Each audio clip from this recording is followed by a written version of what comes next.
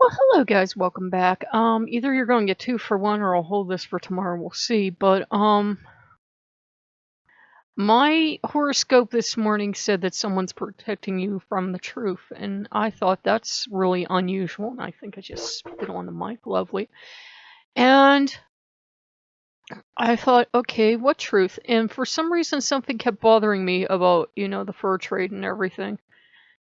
And I found an article about, how wild foxes or and animals are typically killed, and apparently it's common practice to crush them to death. They'll hold the fox down and kneel on the fox, and that's the end of the fox. And I won't describe what they do to wolves or anything else. It's worse. If you remember baby seals, it's like that, only more violent. So, yeah, we won't be getting any fox anytime soon, and he told me if he wanted a mangy dead pelt, he'd adopt a human. So with me, he's very much against it. Maybe it's based on my personal feelings towards fur, maybe it's based on, there's a big, vast difference between being a god of the hunt and, absolute cruelty to an animal. If you hunt for food, that's one thing. You make the death as quick as possible. You don't, do some of the horrible things to them. And, if fox had been killed on a farm, they electrocute them to death. I never want to tell you guys this stuff, but yeah, it's like, that's why I kept feeling so torn. I was like, I thought it was horrible and it was a waste that this fox died because, it ended up, the poor thing died and it ended up, glued to felt and made into a decoration. That's all this fox died for, and I think that's why I felt so bad. And Loki was pretty much clearly showing me that, my feeling bad in trying to rescue the fox by adopting the pelt wouldn't help out the fox. He'd already died, and, if someone chooses to recycle him into something else like the person suggested, then they're going to choose to recycle him into something else, and that's not my call. And he could tell, I think, how upset I was because the fox meant a horrible end either way. It's not like, for some animals, it seems like it goes so quick, at least when the fur industry is shooting the footage. Of course it is. So, yeah, that was something else, and I don't bring up fur a lot usually, because to me, it's like I was always anti-fur, and then I started doing research, and I was like, oh, okay, do whatever. I still think you should do whatever you feel is ethically right, and whatever you feel is right according to your gods, or you feel Loki's asking you for. But there's a huge difference between, having a ceremony for the animal right after you kill it if you're a hunter, or, before, and an animal that just died in a horrible manner. And, so yeah, that happened. And he was trying to protect me from that. He was like, I didn't want you to know. And he was kind of being snarly bitey fox to make sure I got it clear that it wasn't him trying to make me face, because I thought maybe he wanted me to face, the facts of life, so to speak, and to get that fox. And he's like, so no, he wasn't happy. He's told me there's a big difference between, being a hunter and being cruel to animals. Because what they did is they actually went with, in the article, they actually went with a group of hunters that was supposed to be the most ethical in hunters and trappers. So they were like, yeah, even though we're kind of squeamish about fur, we'll prove how humane they are. And what they got was pretty horrifying, and I would not watch it.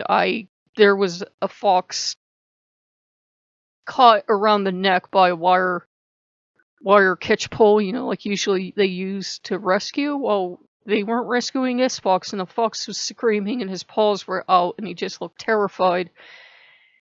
And apparently, if you watched a video, they crushed a fox to death. And I'm like, that's so terrible. There's no excuse for that. I mean, there's beautiful fake furs out there. If we wanted a fake fur, which I would not get a fake dead fox going like that, we could get it. But no, it's like, I can't. So I'm sorry if you do wear fur or use fur in your ceremonies. Like I said, I have had rabbit fur in the past only because humans eat it. It's a byproduct of, like, like rabbit meat trade and stuff like that, and the animals get used that way. But if it's something I won't eat, and I definitely won't eat a fox, I can't use it. So yeah.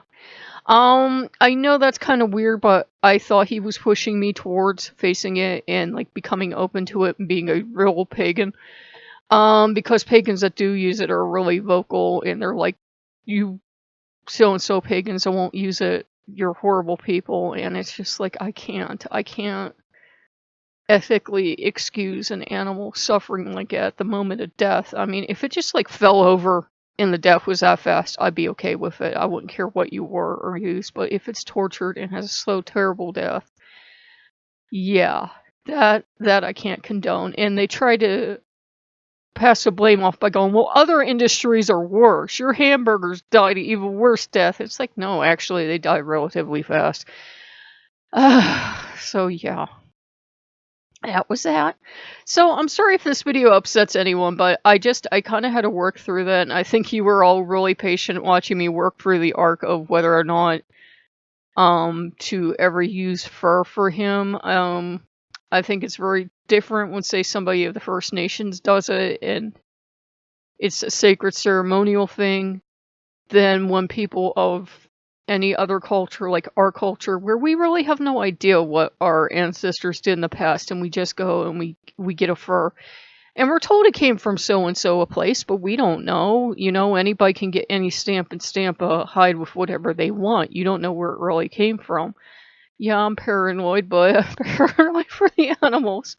So yeah, I will not be getting the high AF fox that's permanently frozen in death, because either way the fox died, it was a pretty cruel way for the fox to die. And there are even worse ways for foxies to die, but we won't talk about them. So yeah, and the fur industry, I went and I checked out their thing, and they try to say, well, these animals would have died anyways out in the wild, so what are you crying about? And I'm like, yeah, but they could have died a natural death. That's what I'm crying about. Other animals wouldn't have killed these animals to wear their fur. They would have killed them to eat or for territory or whatever, and then they still got eaten. So yeah. Okay, guys. Sorry to talk about that, but it was something I had to get out of my system, and I had to do it. And again, I don't judge you. I know a lot of Lokeans use coyote parts, and again, I'm like, we have coyotes in the state, and I love them, and I would not do that to an animal personally. But if you want to, that's your call. But I would say make sure you know where the hell the coyote actually came from, not where you were told it was come from. As a pagan, we're obligated to do our research, and if you're going to offer up something that came from another animal, you kind of have to know where it came from. Don't just, oh, I bought it at the native, store, the First Nation store, whatever it's called in your local mall. Don't just assume that because it's there that somebody from the First Nations actually killed it. It could have came from a farm or something. So please do your research, due diligence if you're going to use it. And, even if we weren't pagan, it's still due diligence to research where the products we use come from. So if you guys like what you see, like, comment, subscribe. Sorry to talk about how the poor little foxies go, but that really bothered me. I can't be hard-hearted enough to say, well, who cares how the animal died? That's just not me. I mean, come on, I'm wearing vegan hair dye, so I will see you guys later. Bye-bye.